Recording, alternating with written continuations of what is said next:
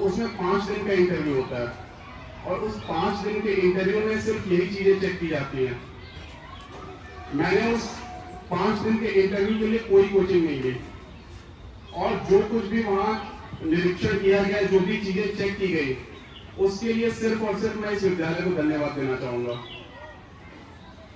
मैं छात्र संसद की शपथ ग्रहण कराते समय मुझे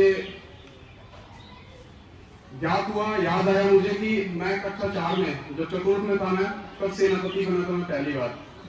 चतुर्थ से लेके दशम तक सेनापति, अध्यक्ष, उपाध्यक्ष, उप प्रधानमंत्री, प्रधानमंत्री, विज्ञान मंत्री, कई सारे पद मुझे इस विद्यालय ने दिए और उन सब पे कार्य करते करते जो भी चीजें वहां चेक होनी थी, उन 5 दिनों के इंटरव्यू में मुझे कहीं से कोचिंग लेने की कोई जरूरत नहीं पड़ी।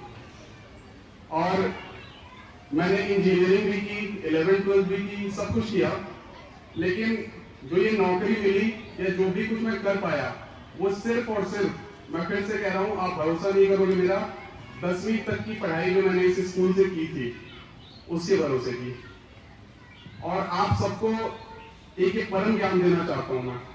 अगर आपने 10वीं तक की पढ़ाई पूर्ण लगन और मेहनत से करी है, पूरी लगन और मेहनत से करी है आपने, तो कोई ना कोई सरकारी परीक्षा की, सरकारी नौकरी की परीक्षा या इंटरव्यू आप जरूर पास कर लोगे, सिर्फ अगर आपने 10वीं तक की पढ़ाई करी है।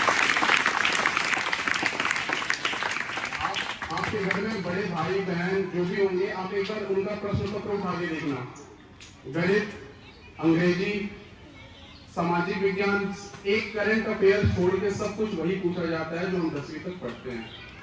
त्रिकोणमिति, अलजेब्रा, ये सारी चीजें 10वीं तक जो हम पढ़ते हैं उसके ऊपर का कहीं भी नहीं पूछा जाता किसी भी परीक्षा में, जब तक कोई विषय विशेष परीक्षा नहीं हो।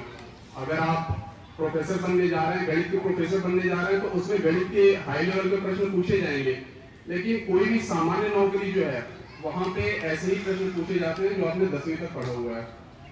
तो कम से कम 10वीं तक की पढ़ाई आप ध्यान से करें।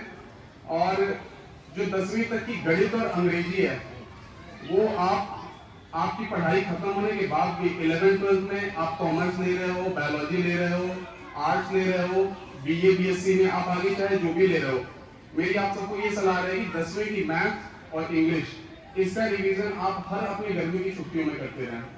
आपको अलग से कोई कोचिंग करने की या कहीं से मार्गदर्शन लेने की जरूरत नहीं पड़ेगी अगर आपका बेसिक स्ट्रांग रहेगा और आप उसकी लगातार तैयारी करते रहेंगे। इन्हीं बातों के साथ और आप सबके उज्जवल भविष्य की कामना के साथ मैं प्रधानाचार्य जी को धन्यवाद देते हुए अपनी वाणी को विराम देता हूँ।